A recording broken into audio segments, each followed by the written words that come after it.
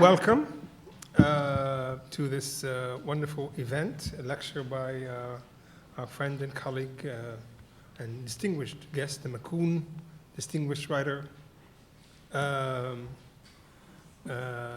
AUC. I'm deeply honored to introduce my friend, colleague, and hero, Stephen Salaita. Steve is the Edward Said Chair Professor in American Studies at the American University Beirut now. Steve is the author of 7 books that showcase his innovative mind and his passion for liberty and the rights of indigenous populations. His book, The Anti-Arab Racism in the US, Where It Comes From and What It Means for Politics, won the 2007 Gustafson Myers Center for the Study of Bigotry and Human Rights Outstanding Book Award. His book, The Uncultured Wars, also published in 2008, was published in 2008. These 2 books provide a powerful analysis of the discourses upholding anti-Arab racism and Islamophobia, establishing that this racism is rooted in America's settler colonial past. Stephen also demonstrates that they pervade every corner of American culture and politics, existing in places where we would least expect it. These 2 works provide indictments of the discourses of the dominant American liberal left and its inability to fully embrace the universal values it espouses. Steve explores why Arab Americans are marginalized and who seeks to benefit from this. He goes on to make, in these 2 books, the case that Arabs and Muslims in America urgently need to be included in the conversations that people have about American politics or geopolitics. Steve also made solid contributions to Arab American studies in his 2 books, Arab American Literary Fictions, Cultures and Politics, 2007, and Modern Arab American Fiction, A Reader's Guide in 2011, examining the range of Arab American fiction and how, as a field, it remains a heroic exercise, providing needed evidence of the richness, complexity, and humanity of its community, and of the uniquely American experiences it captures.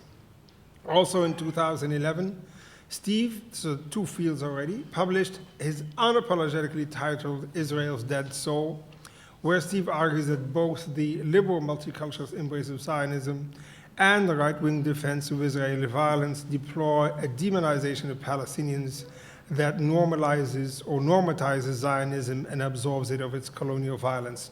Here again, Steve's critique of American Zionism is rooted in his deep awareness of the ideological underpinnings of settler colonialism and its dependence on the othering of natives to legitimate genocide and dispossession.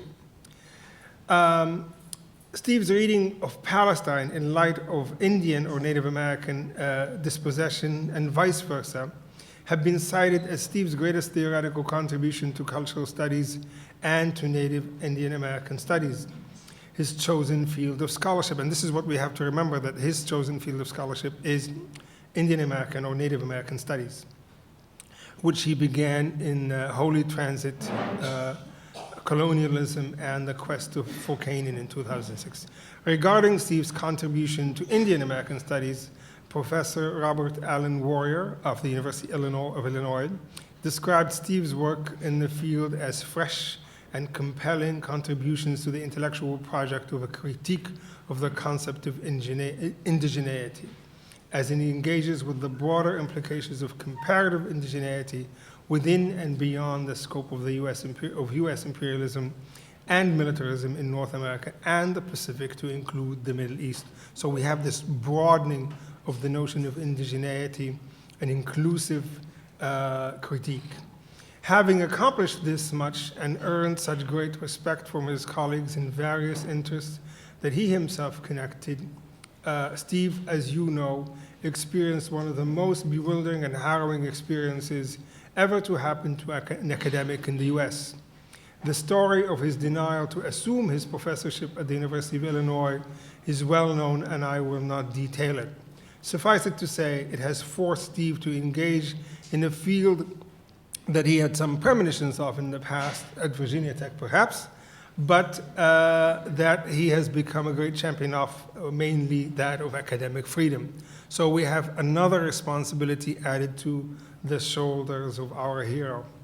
I welcome Steve here on 3 accounts. One, for the opportunity, even though that's not the title of our talk, to discuss the travails of academic freedom, of which our community, the AUC community, in light of the murder of Giulio Regini, we feel so maligned and disoriented. So that's one of the clouds in our sky. I also welcome Steve to resume his scholarship on Palestine, something that he's always done and he wishes to do again with the view of indigeneity as a prism. And the title of the talk is, of course, The Anxiety of Existence, Palestine, the Anxiety of Existence, regarding the anxiety of the existence of an indigenous people under threat. Finally, I welcome Steve as a kind of reunion. Several years ago, he and I were joined at the helm of RAWI, the Arab American Writers Association, after helping keep RAWI afloat in an atlas-like fashion for several years. I joined him as one arm, maybe half an arm, to keep it going, and we actually succeeded in making it a more viable organization. Steve was instrumental at that time, despite a heavy teaching load at the University of Wisconsin-Whitewater. That's right. Was it 4 courses? Four Course load, yeah. And tried to gain tenure and publish a great deal. And at that same period at Rawi, he published, I think, 3 books. He was at Rawi. I don't know how he did it. So these are many of the reasons why he's a hero and a friend, and I would like you to give him a very warm welcome. Okay.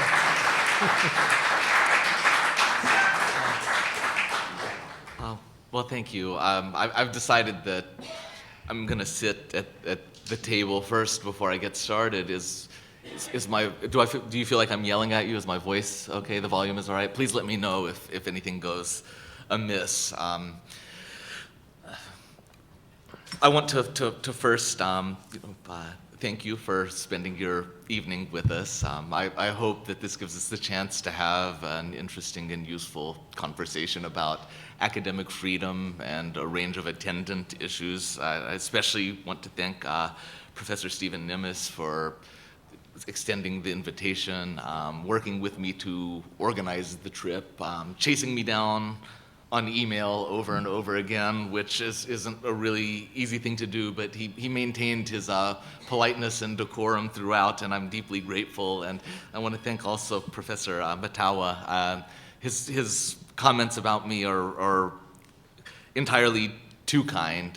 As he said, I've known him for many years, and he's long been a role model and a mentor of mine, which is my way of pointing out what a wonderful, intelligent human being he is, but also passively, aggressively letting you know that if you don't like what I have to say, feel free to confer blame to him. I'm sort of a product of his intellectual influence. So I stay sitting down because insofar as it's possible in a room like this, in a space like this, I wanted to make the evening informal or conversational. I was telling Professor Nimitz earlier that I had written up about 14 pages of comments in anticipation of this visit. I was very excited to come to Cairo. So for about a month, I sort of worked on something, a paragraph at a time, a page at a time. And then 2 days ago, I decided to scrap it. And I thought, they're interested in academic freedom and Palestine and how the issues sort of intersect with centers of power in both the East and the West around the entire world. I've been talking enough and writing enough about it to where I feel like I can speak, and I might stumble and speak incoherently, but it also gives a chance to remove the formalities of you being lectured to by me, and me in turn providing a context for your engagement. Instead, I'm going to offer some observations. I hope that they'll be insightful, but in so doing, I'm also going to stop at a reasonable amount of time and turn it over to the entire room. So you can raise and air your questions. If you're curious about my situation with the University of Illinois or in general, or if you want any of the so-called inside scoop of what happened over the past year and a half, I'm happy to reveal that too now that the lawsuit is over. I'm not bound by any restrictions in what I say. And in fact, that's one of the reasons. If I could give unsolicited advice, which is really editorializing, if you know of somebody who is engaged in a legal process, a lawsuit, particularly if that lawsuit happens to be very public, it's probably always good to sort of step back and judge that person's actions and discourse based on the existence of that lawsuit. So I would make a statement sometimes and people would jump all over me and be like, how can you say that? Blah, blah, blah, and be like, dude, you really think I wrote that? My lawyers wrote that. Do you know what I mean? Like, I would never write something like that. My lawyers will like literally tie me up and stuff, an apple into my mouth if I tried to say what I really want to say. But it's kind of the personal toll that public litigation takes on people and the lack of freedom inherent to that process. If you couldn't guess from the fact that I raised tweets that ended up getting me fired, I don't like to keep silent about things. I like provoking centers of power. I like saying what I feel needs to be said. Maybe that's a function of an unconstrained ego. Maybe it's rebelliousness run amok. I don't know what motivates it, but I don't like keeping quiet. I don't like letting lazy narratives or centers of repressive power go unchallenged. I like to speak. I like to raise my voice. I like to find an audience and engage that audience, and I like to argue. And in public litigation, in any litigation really, those things simply aren't possible. Everything becomes a referendum, not only on your character or your viability as a litigant, but it becomes a referendum as a kind of retrospective on the decisions that people made that are now in dispute. In other words, were I to act too uncivil in my role as a litigant, the University of Illinois could point to that behavior and say, see, we're perfectly justified in having fired him because you see that the way that he behaves. And so there's kind of a way in which litigants become public symbols, and they become public symbols not only in a legal framework, but in terms of certain political discourses they represent. That actually is a useful way to think about academic freedom, insofar as academic freedom becomes necessary upon the articulation of an offense. Otherwise, academic freedom is pro forma. In other words, it remains subsumed until it's needed. And it's only needed when somebody wants to act on a repressive desire, right? An authority figure, a political opponent, whatever the case may be. Once somebody has been offended or feels that his or her viewpoints or politics or interests have been aggrieved and then decide to act on that sense of aggrievement, academic freedom is supposed to fill the space and say, the person who you are trying to punish for conducting controversial research or having published, an opinion article in a newspaper or having sent out tweets that you dislike, has a right to do these things, and you have a right to argue against this person, but you don't have a right to put this person in prison. You don't have a right to sic the police on this person. You don't have a right to remove this person's livelihood by getting her or him fired. Right? There are responsibilities that attend to academic freedom, and the first of those responsibilities is that people have to be free to offend. They have to be free to challenge.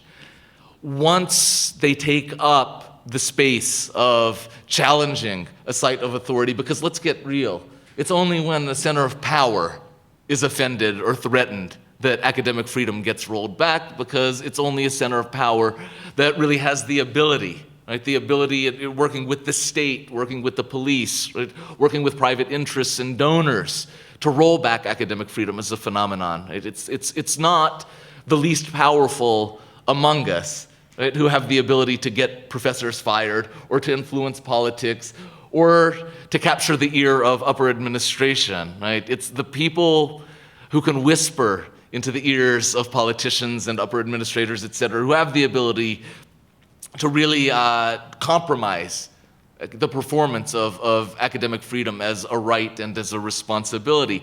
Once we take up that space, we become public, and in becoming public, we also become symbols. And in becoming symbols, people like to sort of invest their own political desires or project their own preferred forms of behavior onto the public symbol.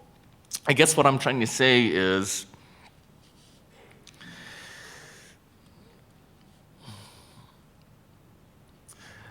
about 3 weeks ago, I published an article critical of Bernie Sanders, who you know as kind of the supposedly leftist insurgent presidential candidate in the United States. And Bernie Sanders is very popular among liberals, among leftists, right? Even among some libertarians and right-wingers, right? Although a smaller portion of them. And I got absolutely hammered, right? And I don't mind getting hammered. I'm used to getting hammered for things that I write or say. That's you know, part of the appeal of raising an opinion. But in so doing, people were also sort of linking my supposedly bad politics to my situation with the University of Illinois, and it bothered me deeply. You know, they were basically saying, you know, allies, friends, you know, well, you know, if I would have known this about him, you know, I wouldn't have supported him. Or, you know, well, the University of Illinois dodged a bullet with this guy, you know, or, you know, what is he doing? You know, we thought better of him. And one of the reasons that I became upset is I realized, you know, they're wanting me to behave in a way or to believe in a way that's concordant with their own political desires. Thus, it was the first moment that I'd really understood that I'd entered into the territory of a public figure. You know, I mean, I guess I had beforehand, whatever that means, but this is the first time I really felt it. And I recoiled against it very deeply. And I ended up putting up a Facebook post about, you know, don't turn me into a political icon. You know, I'm going to end up disappointing you. You know, I'm bound to disappoint you, was the language I used. And everybody read it as kind of a self-pitying appeal for sympathy. And my wife pulled me over, and she's like, Steve, you're beginning to lose it. I'm afraid you're coming unhinged. It's like, you know, I am coming unhinged. I came unhinged a long time ago. This is really not what's in dispute or what's in question. But when I say I'm bound to disappoint you, I don't mean that I consider myself a failure. I use bound in a very particular sense, that I consider it an intellectual responsibility to disappoint you if you're falling into a trap of political iconography, that the work of the intellectual or of the writer or of the scholar is to disappoint the crowd, is to tell the crowd what it doesn't want to hear or ask it to think about things that it doesn't necessarily want to think about, right? And disappointment then becomes an essential element of public and intellectual life, and we should embrace it. And we should be prepared not only to disappoint, but to be disappointed. This doesn't happen, this can't happen in situations in which academic freedom is restricted either by public bodies or by sites of authority.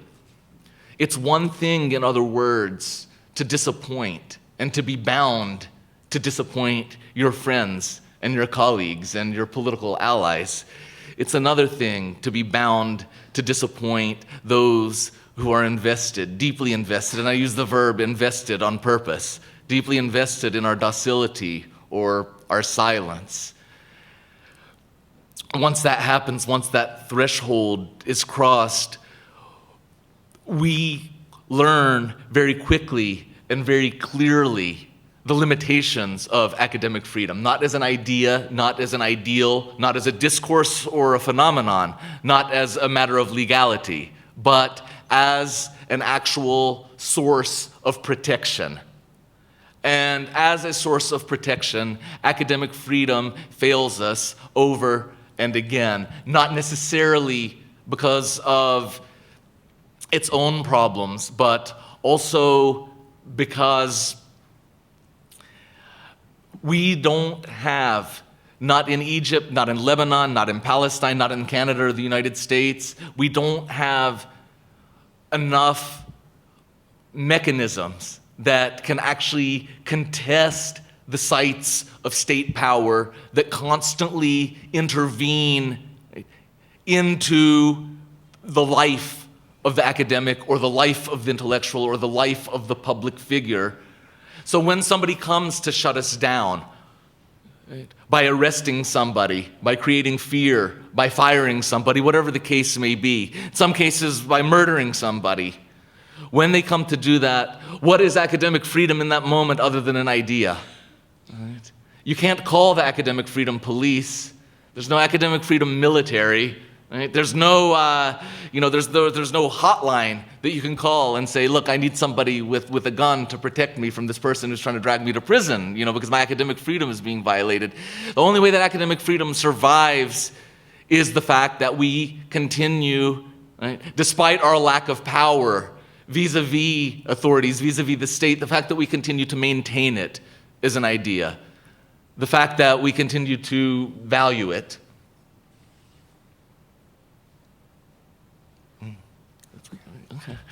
The fact that when we are asked to make a decision between appeasing a site of power or doing the right thing, maintaining the ideal of academic freedom, that we make the correct decision, right? That we don't give in, that we understand whatever we do in our lives as students and as scholars, as intellectuals, is deeply bound to the ability to speak, to challenge, and to offend. Without that ability, academic freedom ceases to exist. So I don't purport to speak about Egypt. This is my first time here. My Arabic is terrible. I'm not familiar with the nuances of the country's history or its present. So when it comes to situations around academic freedom here, I came to learn, I came to listen, I came to hear what you have to say. So if you have questions about sort of the state of academic freedom in Egypt, I'm going to defer to you. I kind of am interested in speaking about what I feel at least familiar with, what I'm comfortable speaking about, comfortable in my knowledge of. But I do believe that there are some universal dimensions to not only how academic freedom performs, but how it's repressed between Egypt and Lebanon, for example, between Lebanon and the United States, between my situation and some of the ways in which academic freedom is curtailed or abrogated here in the Arab world. But I'm curious, of course, to learn more and to hear more. But let's start with, I guess, a working definition of academic freedom, or a working acknowledgement anyway, that academic freedom has never been comprehensive, that in the United States, for example, and I know that we're probably all overdone with American-centric discourses in our lives, but in the United States, there are certain sites of power that inevitably get people in trouble or have a good possibility of getting people in trouble.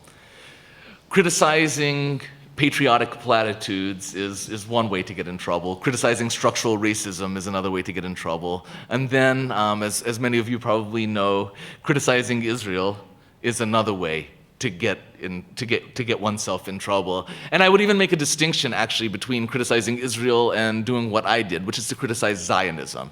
right? So I didn't merely criticize Israel, like Israel's not behaving, in accordance with its founding ideals. I was saying its founding ideals are violent, so it's behaving in a most natural way. It's behaving the way that it was designed to behave. It's behaving in accordance to the values on which it was founded. Those are values of ethnic cleansing. Those are values of segregation. Those are values of unfettered capitalism, so forth and so on. And it's that second sort of critique, this critique of Zionism, that's so important, not simply because many Americans are what we would call pro-Israel or Zionists, but because a critique of Zionism necessarily, if it's being done correctly anyway, extends itself into critiques of other sites of U.S. authority and U.S. militarism. So, in other words, it's hard to adequately criticize Zionism without, at least implicitly, very often it happens explicitly, without simultaneously criticizing U.S. militarism, donor influence, imperialism, settler colonization in the United States and Canada, plutocracy, lack of democratic governance on U.S. campuses, and so forth. And that kind of critique very frequently attends to discussions and analysis of Zionism in the United States. So you look at the way that people are sort of lining up on the issue of their support for or opposition to Israel, or to Zionism more particularly, it's become very acute on U.S. campuses. Those who are against Zionism tend to also be the same community who are in support of the Black Lives Matter movement. Those are folks who are against sweatshop labor. Those are folks basically who've taken up a number of issues of justice normally associated with the political left. Those, on the other hand, who are sort of sourcing their politics in defense of Israel or in opposition to boycott, divestment, sanctions, which is sort of a big thing on U.S. campuses now, tend also to be those who will excuse the interference of wealthy donors who are invested to some degree in the status quo, who can be found supporting an entire range of implicitly or explicitly repressive practices. And these battle lines have been drawn very clearly. There are exceptions. There are lots of exceptions, and I'm speaking in generalities. But most particularly, you find Palestine in the United States on campus as a leftist concern, as a concern of those who are interested in economic justice, who are interested in anti-imperialism, who are interested in people's movements within the United States and all around the world. Because of this, upper administrators and sites of power in the US are deeply invested in Zionism, if not ideologically, then at least as a symbol of power. The folks at the University of Illinois who made the decision to fire me weren't necessarily ideological Zionists. The chancellor at the time, Phyllis Weiss, she ended up stepping down. Really, me and my legal team kind of took her down, to be honest, to speak it forthrightly, along with the provost. But I do have some happy memories from the ordeal. I don't think she gives two you-know-whats about Israel-Palestine, right? She knows where the power is, and she knows where the opportunity is. And so she was following the dictum of any good upper administrator or any political striver, which is find the space that is safest for me to inhabit, find the normative space. And that's where I'm going to stand. And in the US, Zionism continues to occupy the normative space. Palestine necessarily occupies threatening spaces. It's not necessarily that way at AUB, Beirut, where I'm teaching now. I'm pretty free to criticize Israel, and although people might disagree with me, I'm certainly not saying anything that they haven't heard before. So there's not this sense of shock and outrage, when I condemn Zionism. People just shrug their shoulders, okay, whatever, of course he doesn't like Israel. How many people in this country do? Very few. It's sort of standard. But But there are also sites of power at AUB, right, who can intervene to restrict or to eliminate our academic freedom. The same is true, of course, in Cairo. The same is true in Baghdad. The same is true any place in the world. And I don't make a distinction, except in form and function, between repression and suppression of speech between the West and the East. I think it's important to sort of shift away from those Orientalist narratives and understand that repression is a universal phenomenon, and now we could describe it as a globalized phenomenon. Again, it looks different in form and structure and very often outcome, depending on the location, but the simple fact of the matter is, wherever universities exist, any place in the world, you're going to have powerful interests invested in those universities, and if you upset the wrong powerful interest, then your academic freedom is at risk. In some places, this might mean arrest. We've seen that here in Egypt, of course. In some places, that might mean torture and abuse. I've also seen that in Egypt very recently and in the past. We've seen it in Lebanon as well. In some places, it might mean being fired. Right? That's the suppression of choice in the United States, although I should point out, a certain mythology has arisen that as bad as things are in the United States, at least people don't get dragged out of their homes and tortured or murdered. Well, they have. They have. There are tons.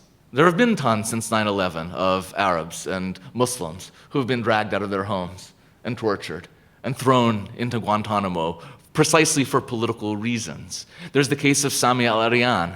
You might have heard of him, a Palestinian-American professor who was arrested and spent tons of time in prison, including in solitary confinement on trumped-up charges. There's the case of Mohammed Salah, also of Chicago. Right? I forget his first name, but his last name is Ashkar. Rasmiya Odeh, right, who is currently facing a trial, supposedly for lying on her immigration documents. Right? But obviously anybody who knows anything about the political life of Palestine in the United States knows that that's just a convenient charge, that if you want to arrest somebody for their politics and for political activism, you can always find an accusation against them, especially in the name or the interests of national security. And what a horrible, violent word national security is. Any place in the world where it's uttered, it bespeaks violence, it bespeaks repression, it bespeaks torture, it bespeaks the rollback of rights, it bespeaks unfreedom. That's what national security means to me. It's synonymous with unfreedom. It's synonymous with making ourselves docile to the interests of the elite who put themselves in a position to represent the entire state, right? And on whose behalf the power brokers of the state act and function. So you take Rasmiya's case, right? She's an elderly woman. She spent time in prison. She spent time in solitary confinement. This is after having spent time in an Israeli prison where she was tortured and sexually assaulted. Take the charge lying on an immigration document. I'm not going to say anything about Professor Matawa or my parents, who are both immigrants to the United States, but surely some of you all have been immigrants to the West or know immigrants to the West. If the U.S. decided to start imprisoning and deporting everybody who supposedly lied at some point on their immigration documents, the population of the United States would all of a sudden be like 3 million.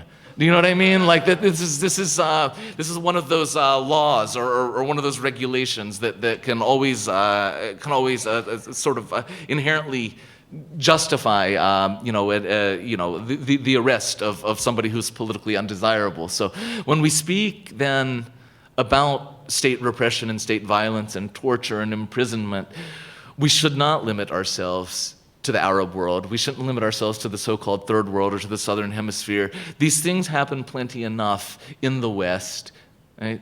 Even in the United States, where the arbiters of academic convention and academic civility fancy themselves exceptional and a step above the backwards and repressive practices of the rest of the world. It quite simply isn't true. And I would also argue that it is a profound form of violence, even if it's not necessarily a form of physical violence, to take away somebody's livelihood. So to fire somebody, right, for speaking unconventional or unpopular political opinions. Certainly it's not torture, certainly it's not imprisonment, and I would never deign to say that it's anywhere nearly as bad as those two things, but it certainly is an act of political violence, and we ought to recognize it and understand it as such. And anybody who's been fired from a job, and in academia you're not fired from jobs, you're fired from careers. Anybody who's been fired from a career knows exactly what I'm talking about. If academic freedom is fungible, as we've established, I think everybody knows that. In other words, it can work in some cases, it cannot work in other cases. It does its job in some cases, it doesn't in other cases. What can we do about it? What can we do to protect it and maintain it? And these are difficult questions, and I imagine that we'll have some opportunity maybe to explore some possibilities during the Q&A, but when I think about what happened to Giuliano Reggiani, and I'd been reading a lot about his situation as well as the situation of other folks here in Egypt who have been arrested or imprisoned, or in some cases worse, in anticipation of my visit here, I think about the purpose for such actions. Is it meant to be punitive, to punish somebody through the infliction of pain for having offended the wrong person or engaged in the wrong act, or, in the wrong action? Or is it meant to be a deterrent, a warning, to let other people know that we're creating a certain culture and a certain environment that you're always going to be aware of? I think it could be both, but I think for our purposes, the latter is probably the more interesting and useful scenario. Because no matter where we're located, whether it's Egypt or the US, Lebanon, whatever, we're always aware of the presence of the state. Aren't we? We always are. That's I wouldn't call it the cleverness or the brilliance of political repression, but that is the source of its absolute sustainability, the fact that it's always self-regenerating, in the fact that through the reality that we manage to sustain it ourselves because we're aware of it as an omnipresent reality. Even now, even though I don't even work in the United States, when I'm getting ready to hit send on a tweet that's bashing Israel or Netanyahu or Zionism, I think, who's going to be reading this and what's the outcome going to be? And I'm not saying that I necessarily self-police or that we self-police when we think about the reality of state repression or police repression, but we become consumers, self-generating consumers in a particular marketplace of political repression. And the reality of that marketplace always has at least an indirect effect on our ideas, on our language, on our relationships with one another. And so we have to think then of academic freedom not simply as an individual protection, but something that exists in the context of communities. We cannot contest it, or we cannot contest its suppression alone, and we cannot survive its suppression alone. The University of Illinois would have very easily gotten away with firing me had there not been a strong Palestine solidarity community in the United States, a BDS community ready to help, right? Experienced with organizing, knowing what to say, knowing how to get the narrative out. And we absolutely overwhelmed the University of Illinois. One of the most interesting things about my firing was when many months later, secret emails got released about the decision-making process that led up to the controversial action. And it became very clear that the administrators at the University of Illinois were not expecting a reaction. They thought maybe, okay, the department chair is going to be mad. We'll smooth it over with him a little bit. Maybe there'll be an article here or there in a trade journal, and it'll blow over, and things will go back to normal. And instead, they ended up creating an extraordinary outrage. And were it not, this is one of the main lessons that I learned from my experience, were it not for the ability of a political community to respond in such a way, to have already been organized in anticipation of the suppression before it actually happened, right?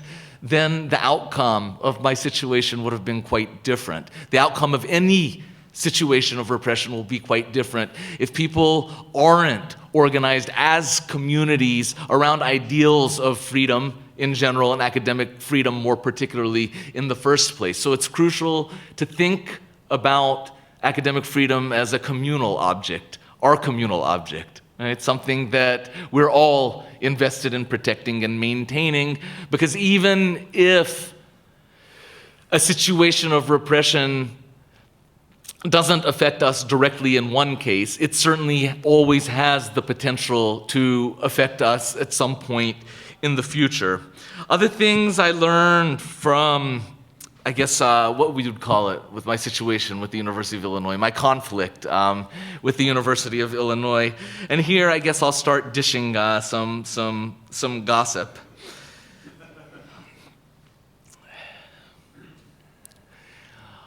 It was about May, the middle of May, this last year. So I guess almost a year ago now. Time has really flown. And I'd been out of work for almost a year and going around the United States giving talks about academic freedom, taking advantage of the very large audiences that were coming out to hear me condemn and criticize Israel and Zionism, as opposed to the 24 people who would have heard me otherwise. This is the other thing about repression. It amplifies the voices very often that it tries to silence. Nobody ever accused the powerful, really, of being sharp or intelligent. They have power. They have power. That's their great benefit. They have power. That doesn't necessarily make them, clever or intelligent. And so I get a call in May, would you be interested in being the Edward Said Chair at AUB? So I thought about it for about half a second and said, hell yes, I would be interested. I would love to. Everything gets worked out. August, I pack up, I go to AUB. I begin life there. I begin working there. And so I start hearing whispers about the process of my hire at AUB. Well, it turns out that once the job was announced publicly, after the paper was signed, that was one lesson that I learned, that the Zionists had chased me all the way down to Lebanon, that they had flooded the AUB president's office with concerned messages about the Israel basher that they had just hired, and what are they going to do about it? They better walk it back and reverse this decision. And I also found out that a United States senator, a U.S. senator, a senior U.S. senator, had called the incoming president of AUB and told him, you better roll this guy back. Now, I'm considering myself lucky in lots of ways, because the provost at AUB at the time was Ahmed Dalal, who you probably know as a very decorated historian and with excellent politics, and visiting positions only needed the approval of the provost. That was the last line of defense. And so when the incoming president, intervened with Ahmed, he told them to buzz off, that he's signing off on the hire, and that was that. But I wonder, in how many cases is a provost or a university president willing to repel a United States senator who has come to express his concern about an academic hire for a one-year visiting position? Well, this happens all the time, and it's also a profound matter of academic freedom. When a powerful party, a CEO, a politician, a public figure, intervenes and says, you need to stick your finger in this hiring process and give us the outcome that we prefer or that we desire, then it completely undermines the very ability of academe to function as a useful, productive, intellectual space. I also learned that power never gives up. It's persistent. It's transnational. I sometimes sit back and think, like, wow, unlike Egypt and Jordan, Lebanon has no formal ties with Israel. Israel is still officially an enemy of Lebanon. In fact, they're still technically in a state of war. They're in a condition of war.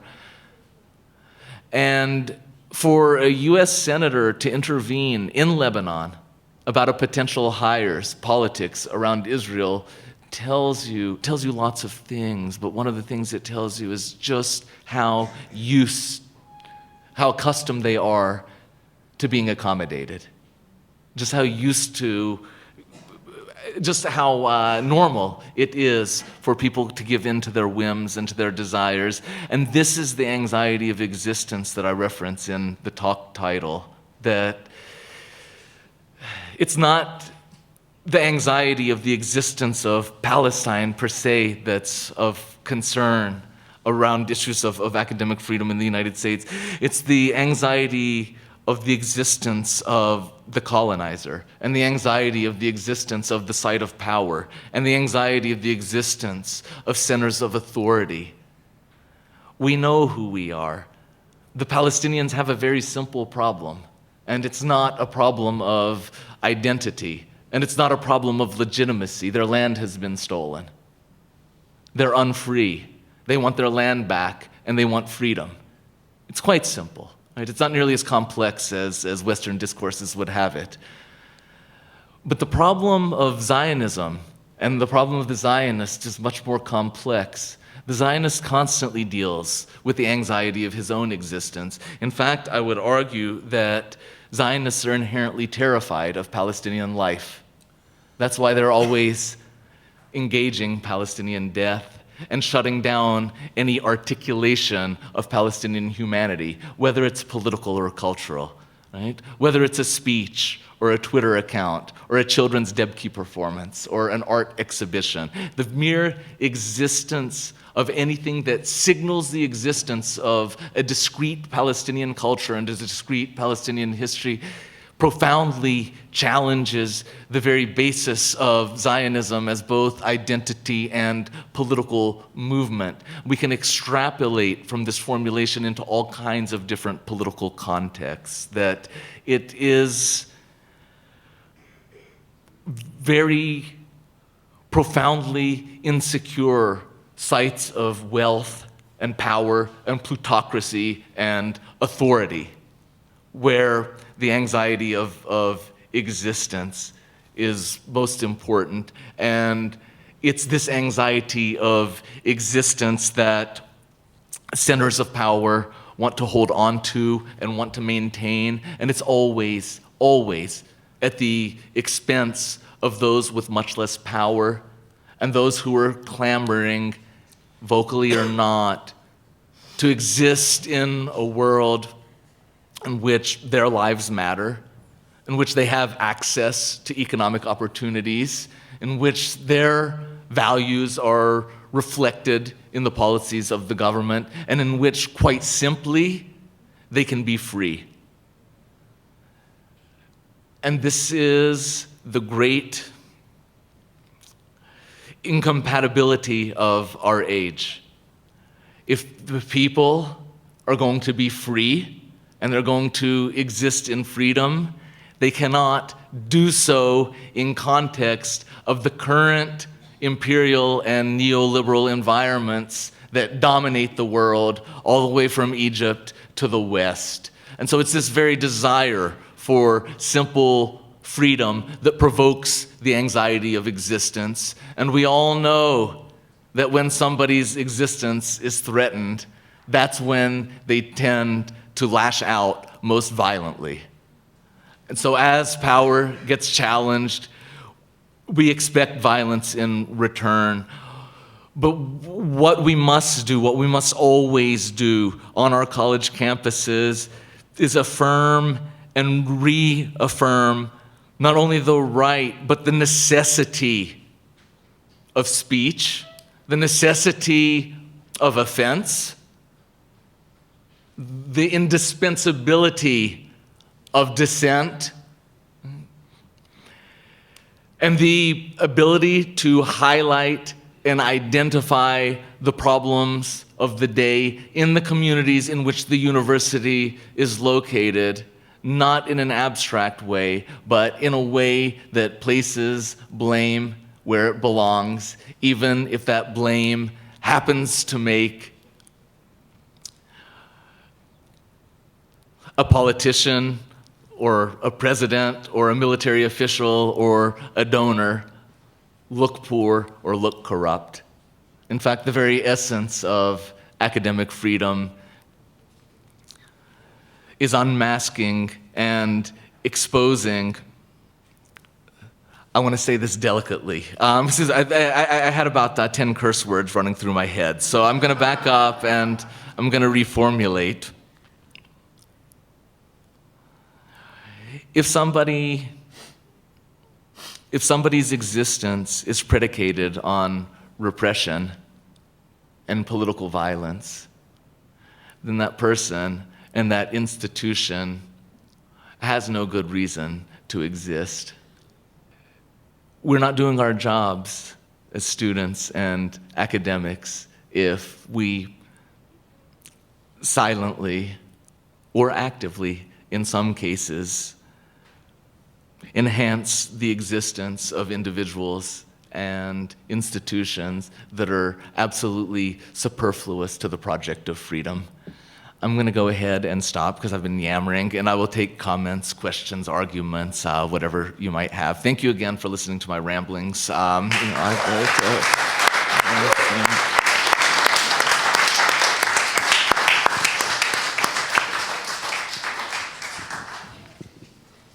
Thank you, Steve, for a wide-ranging and personal and engaging talk about all the facets of the anxiety of existence related to Palestine and to being a public intellectual. I see a hand for a question back there. Okay, thank you very much for that talk. I follow you on Twitter, so it's actually nice to see you in person. It's actually nice to see you in person. I have several questions, Okay. I'll try to be quick. First of all, your firing from the university. How do you think?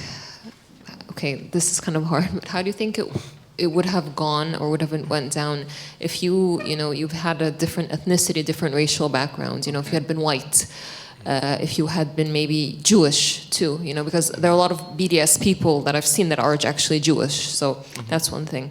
Another thing, talking about academics like other authoritarian states or in supposedly liberal states, how do you think we can go about subverting, these centers of power, knowing that we are at risk of, termination or arrest or even worse, sometimes even worse. And another thing, movements such as BDS and Jewish Voices for Peace and Students for Justice in Palestine. I was a member of Students for Justice in Palestine, when I was in the States. How do you think about how they operate, for instance? And BDS, they've had a lot of victories, but they've had some losses as well. Mm-hmm. Do you think there's anything that might change, for example, or that should change in the way these groups operate? Thank you. And sorry for all the questions. Thank you. Oh, that's okay. They're wonderful questions. Thank you. Before I forget, I meant to mention this during my comments, but I was kind of all over the place. There is a BDS table outside, so there's a BDS Egypt Now, and so if you're interested, check it out. Celine is in the back. She will surely be happy to answer any questions that you might have, and I give it a look. It's a wonderful, interesting form of organizing, and from what I understand, necessary here in Egypt, unfortunately. The question of ethnicity is one that I've thought about a lot. I think it's hard to, I was born and raised in the U.S., if my accent hasn't given me away already. But my dad is an immigrant from Jordan. My mom's Palestinian. And I've always sort of very publicly identified as Arab. And I've thought about, okay, would I have been fired had I been, Jewish, just Anglo, just a regular white dude, black? These are kind of parlor game, intellectual questions. But I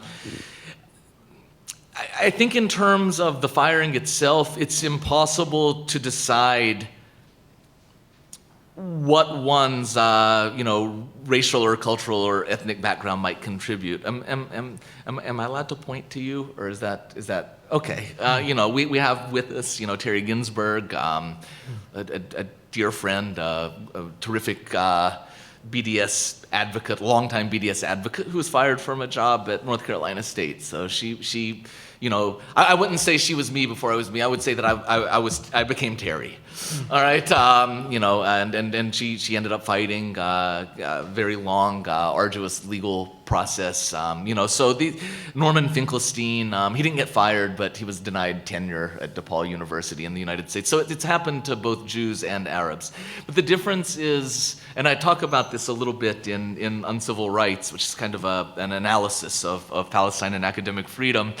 I think a lot of the difference is in the response to controversies and the discourses that sort of emerge around the public critic. So when I took the job in Lebanon, for example, that's when the racial component or the cultural or ethnic component emerged very explicitly. Israel supporters were all over the place, falling over themselves, saying, okay, he's going back to his people. He's gonna love it there. He and his Hezbollah buddies. Do you know what I mean? And he's teaching at the Hezbollah University. I'm like, okay, we're dealing with an American audience, okay, and Zionists. So you'll have to excuse, if not forgive, the political stupidity. And also, I think around Jewish critics of Israel or Jewish critics of Zionism, the discourse tends to focus on lapsed moral judgment or race traitorism, if you will, that they're being a traitor to the group, all right, or that they've fallen afoul of their people, or something has gone terribly wrong. Maybe even one of those Arabs has gotten into her ear and said horrible things about Israel, and she's got Stockholm syndrome. But with the Arab, it's a little bit of a different discourse. The Arab critic of Zionism, first of all, it's expected, so nobody's really, oh my gosh, this Palestinian guy doesn't like Israel. It's expected, but it's also attributed to very specific atavistic characteristics. That not only do the Arabs don't dislike Israel because Israel has invaded Arab lands, waged wars on the Arabs, massacred Arabs over and over and over again, insulted us over and over and over again. You know the long list. We Arabs dislike Israel because we inherently hate Jews. Right? And that's where the discourse of anti-Semitism for critics of Israel comes into play, particularly around its Arab and Muslim critics, right? The idea that there's no good reason to dislike Israel, so the rationale must therefore be irrational, that they dislike Israel because they're hateful. He grew up in a hateful culture. In more extreme cases, he's simply hateful by an act of biology. He was born into hatred. And so there's an inability to sort of reckon with the fact that the Arab critic of Israel might be using logic, might be using a consistent morality, might, in other words, actually have a reason to hate Israel, right, beyond an irrational propagation of atavistic Jew hatred, right? And so that has a lot to do with it. So in my case, they were really hammering home the anti-Semitism thing. Now, they hammer home anti-Semitism to Jewish critics of Israel, do not get me wrong, right? But they also tend to hammer the self-hating, and the accusations of anti-Semitism don't quite stick as well. In my case, I think they stuck really well, as evidenced by the fact that every time I write something, all right, the same crew of liberal Zionists comes out and says, see, he's anti-Semitic. And it's just persistent, it's never ending, it's extraordinarily frustrating, and it's gonna follow me until the day I die. And in that sense, I feel like I can attribute it to my ethnic background insofar as, right, they're not conferring to me an ability to raise a critique that's not rooted in this sort of irrational hatred. I don't know if that makes any sense. Subverting centers of power in liberal societies, that's a better question. You know, that's a harder question, I guess I should say. I don't know, I haven't found a way. You know, I think that for me, I can speak in generalities. They're probably not very useful to you, but all I can say is we keep trying. Because I don't think that we can speak of having subverted centers of power, you know, in Western Europe, in the US, in Canada. Take BDS, which you gave as an example. It's a really good example. So BDS is really kind of going through the United States, especially on campus, like wildfire. It's really been a kind of extraordinarily successful movement in the sense of sort of becoming acknowledged, becoming public, generating conversation, and earning the absolute anxiety of the Israeli government. You know, Netanyahu is devoting resources to it. You know, Sheldon Adelson, a casino mogul, has donated anywhere from $25 to $50 million to combat it, depending on whose figure you believe. You know, it's really a topic of conversation. Legislation is being raised all over the United States to outlaw BDS. Just happened in the UK, just happened in Canada. France has outlawed it, you know, the land of free speech. You know, so it obviously has the ear of centers of power. So we can ask, I think about BDS, it's like, well, it's obviously working to the degree that it's generated a response of the absolute centers of power of the world, but at the same time, has it liberated anybody? No, of course not, right? You know, but it's a process. We do it anyway. It's one mode among many, right? Violent, nonviolent, whatever people prefer. It's one form of resistance among many forms of resistance that keep the idea of liberation alive. And so when we think about, you know, doing activist work or doing intellectual work in the service of freedom, it's almost self-defeating to think about, you know, sort of subverting a power structure as our criterion for success. It's probably easier and more manageable to think about it in terms of keeping the idea alive, right? Keeping people in community with that idea of freedom and liberation, and making sure that we don't sort of succumb to an immobilizing nihilism, if that makes any sense. Hi, thank you for a great lecture. Sorry I missed the beginning, so I want to ask you, were you tenured? How many years you were at the faculty, and how did they go around tenure? And another question, I'm an American like you, I'm not used to hiding names, so name the senator and what state he's from or she's from. No, seriously, I mean, in Egypt and Arab world, they hide the names and everybody know it. And the third question, yeah, the Jewish person whom they tried to fire, re-mentioned the name in DePaul University, and he said he was not fired. What would they accuse him of? And thank you very much. Okay.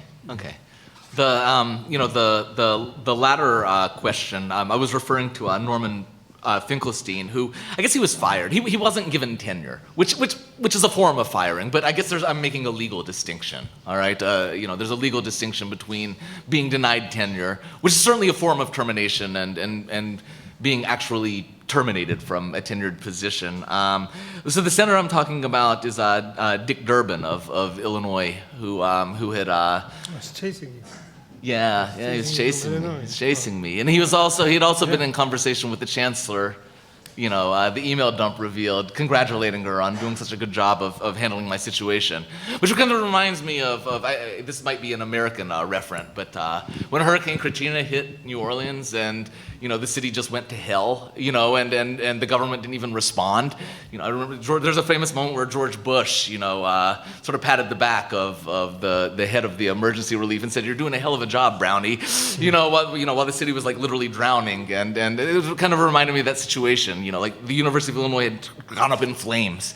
You know, it had been censured. It was the subject of controversy and ridicule. And you know, we have a senator writing the chancellor saying, "You handled that really well. You know, good job." You know, but so it's Dick Durbin. This is the thing, right? And I'm going to rely on Professor Matao to rein me in, because I could go on forever about this. We know this. Being fired for political views or getting in trouble for political views is a lifetime punishment. It's a lifetime, but it doesn't go away. The mark of the radical is to some degree permanent. So people are always asking me. A lot of people already asked me within, the past few hours, what do you, are you going to go back to the United States and work? Well, maybe, but if I have U.S. senators chasing my you-know-what to Lebanon and telling a Lebanese university not to hire me, what's going to happen if a U.S. university wants to hire me? Right? We know what's going to happen. Will it go away in 10 years? Maybe it'll go away in 10 years. Maybe it'll go away in 15 years. Maybe it'll never go away. I have no idea. But the guiding assumption, the operative assumption has to be that I am unemployable in the United States. I already was recruited for one position that had a large faculty coalition that was recruiting me. The dean approved it. The provost said, hell no. No. Take this back.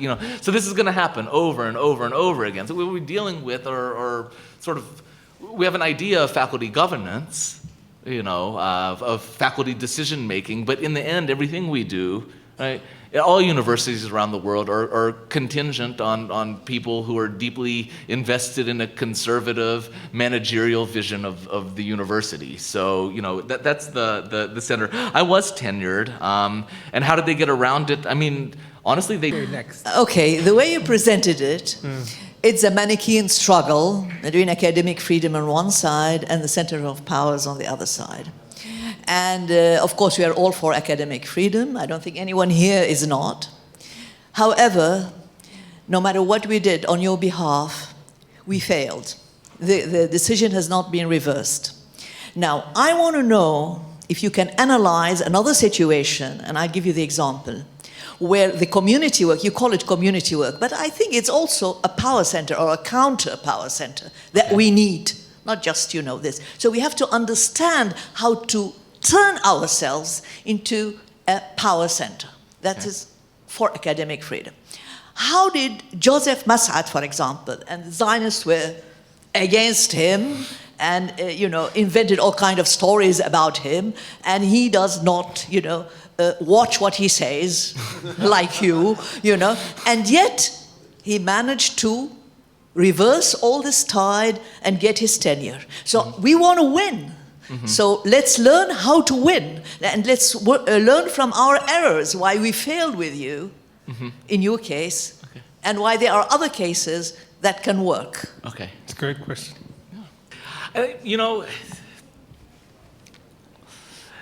The circumstances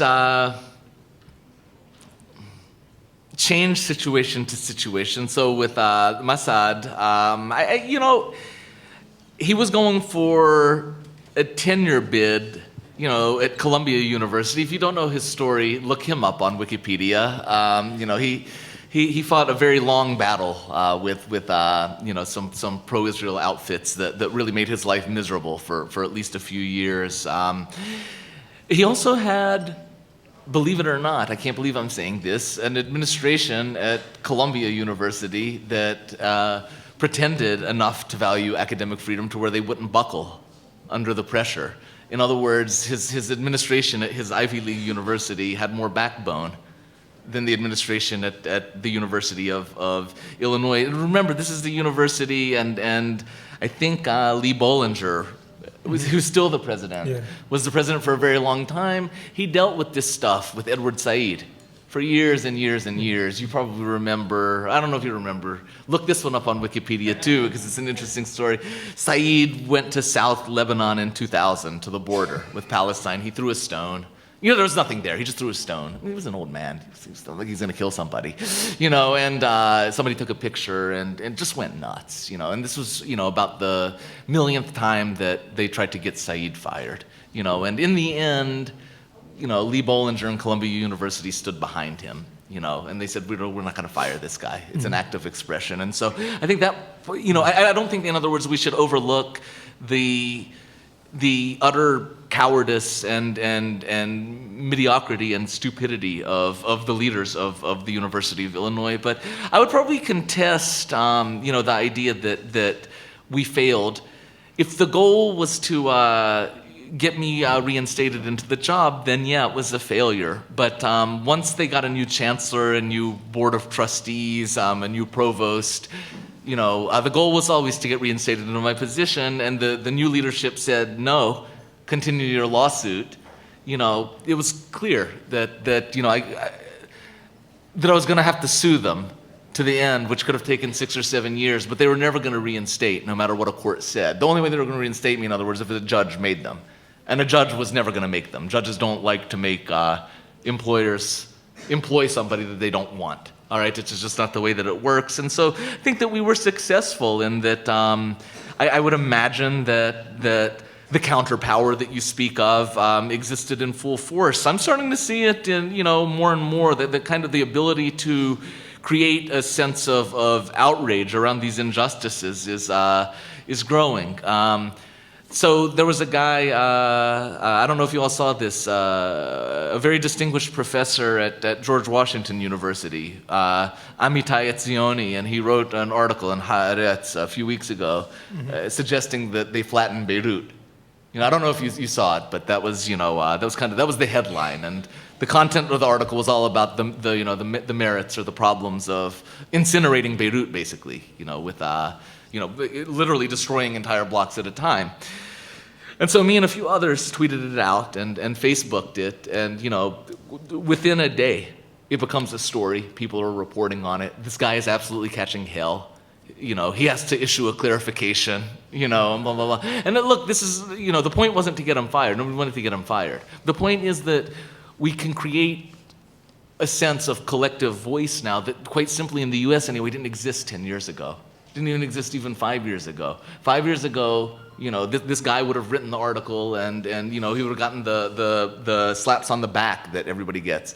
5 years ago, University of Illinois would have pulled the nonsense that it pulled with me and gotten clean away with it. So, there are changes. There are changes in the amount of power that as a community, and here I'm speaking of the Palestine Solidarity community in the US and its kind of leftist affiliates, there's a kind of power and an influence that we can wield now. Is it as much as we want? No, of course not. We still have a while to go, right? There's still, we're not at the point where we can make any sort of structural changes, but now I'm very confident in saying that administrators and writers and newspaper editors no longer have carte blanche, to completely say outrageous, genocidal things about Arabs and about Palestinians, or to punish them, right, or to imprison them without having to answer for it in ways that they didn't in the past. So, we're getting somewhere. We're getting somewhere. I can imagine that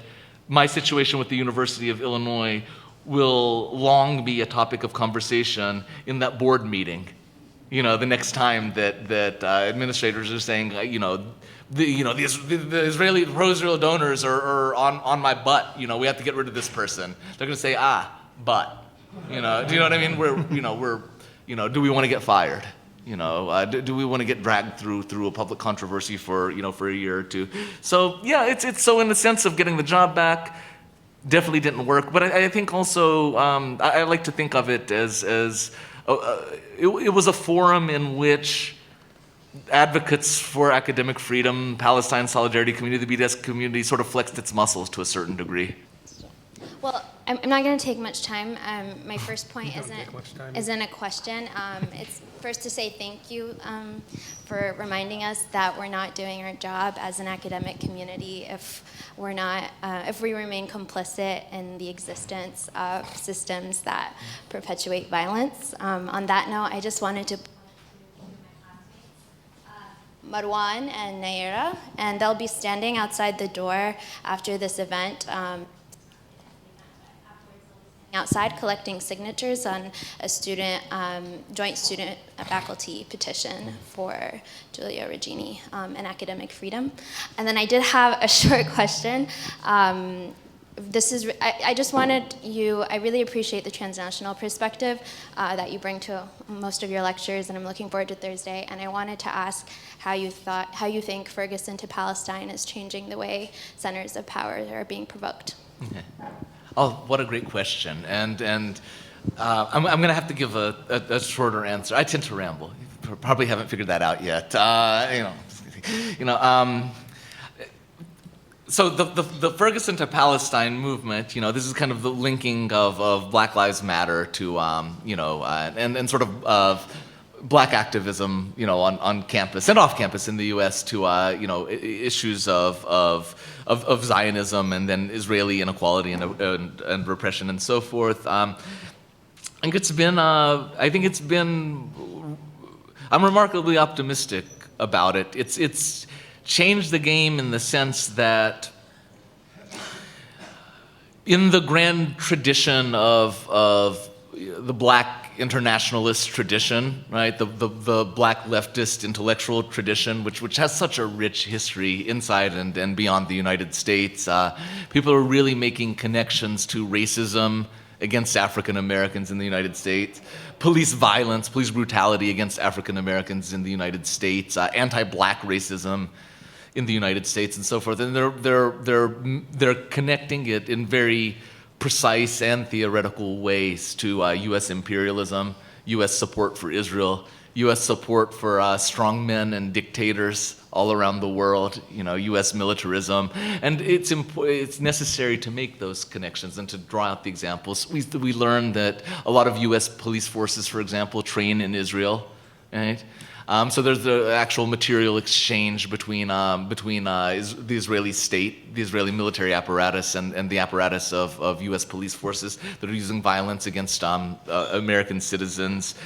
But just from the level of, or from an organizing perspective, I think it's been a really important move insofar as it's getting the Palestine solidarity community inside and beyond the United States aware of and making them recognize, and they always had, but it's making them recognize, I think, in a more systematic way that Israeli colonization of Palestine always has been and always will be, presumably, deeply tied into repressive practices in the United States. And inversely, of course, it gets folks who are interested in the functions and the ideologies and the histories of U.S. racism, structural racism, to think about the ways that U.S. racism has both been articulated by imperialism and in some ways informed by the practice of imperialism. And so there's a long intellectual tradition of that, and I'm really happy that young activists are keeping it alive and are also developing it.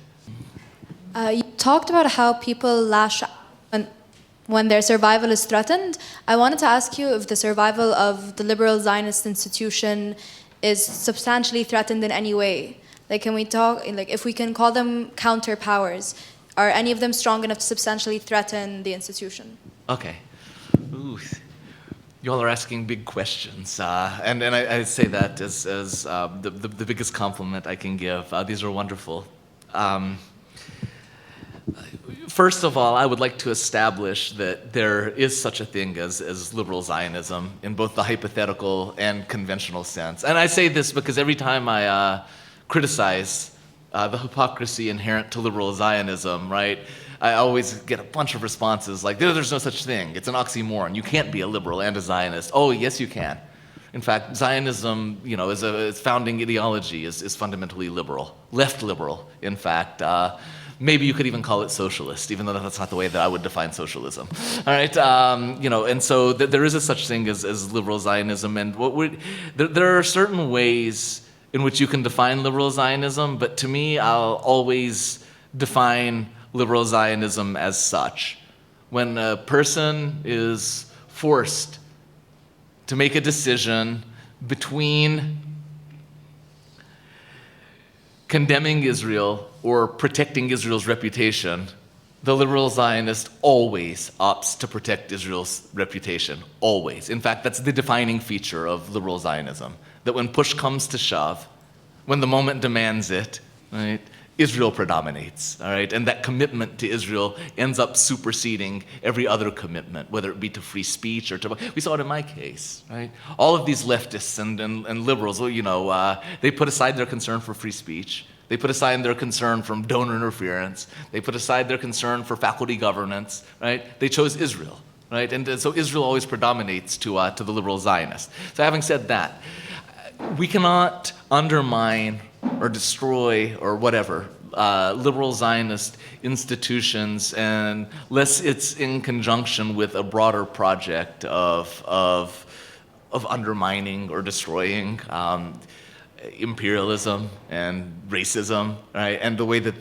those phenomena are perpetuated within liberal discourses inside and beyond the United States. So we have to see it as a comprehensive project, which might make it sound more daunting and even more impossible than it might already sound, but it's also necessary.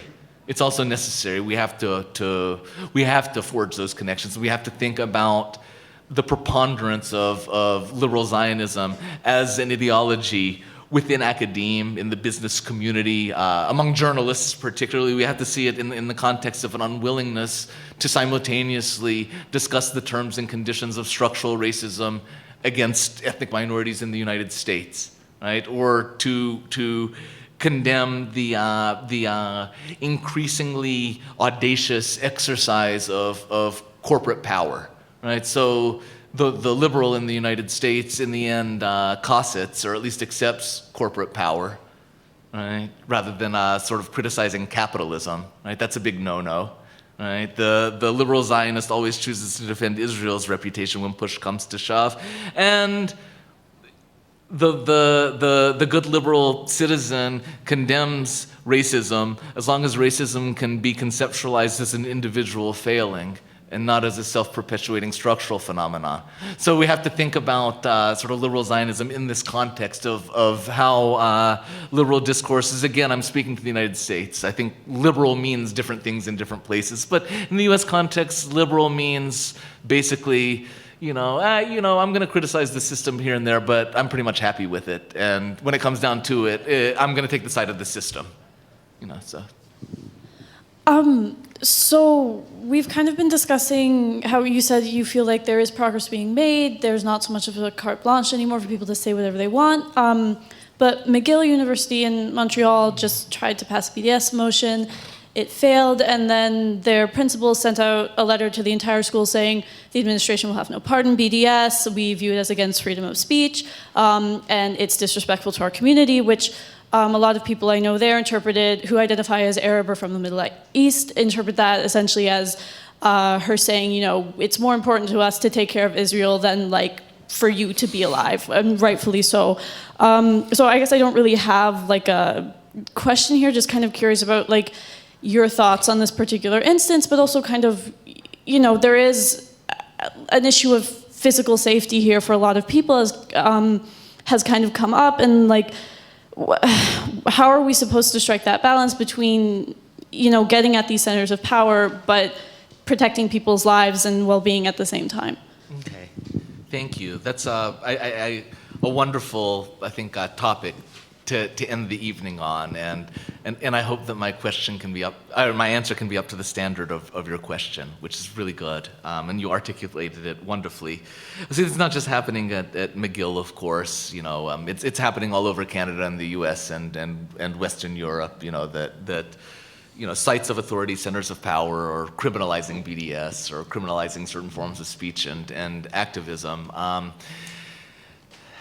I want to be careful in how I broaden it out, and not to make a sloppy comparison or a generalization that reality simply can't manage. But I think it's something we're seeing all over the world to a degree, in that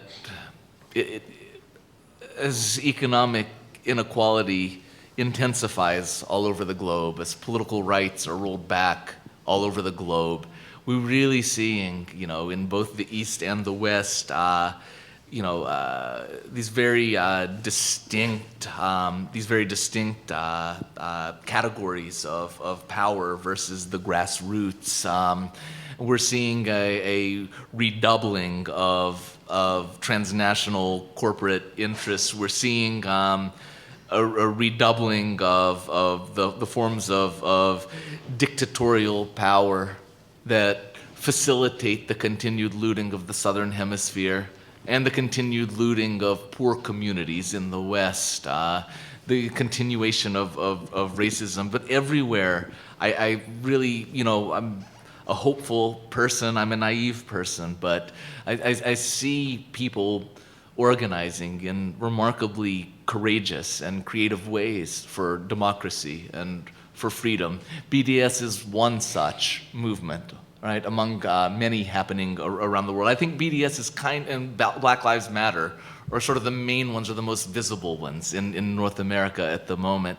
And we're seeing a corresponding anxiety among the state, among powerful institutions, to a corresponding anxiety, and almost to the point where they're beginning to drop the pretense, of being progressive, or even the pretense of freedom, and starting to think about it as necessity, which is how repression always ends up ultimately justifying itself, right? It's a necessity for the very state to survive. Of course, the state being a stand-in for the elite, as Gramsci taught us, a long time ago. But so what's happening at McGill, I think, is one example of a grassroots movement for change that cannot be effectively contested except by shutting it down altogether.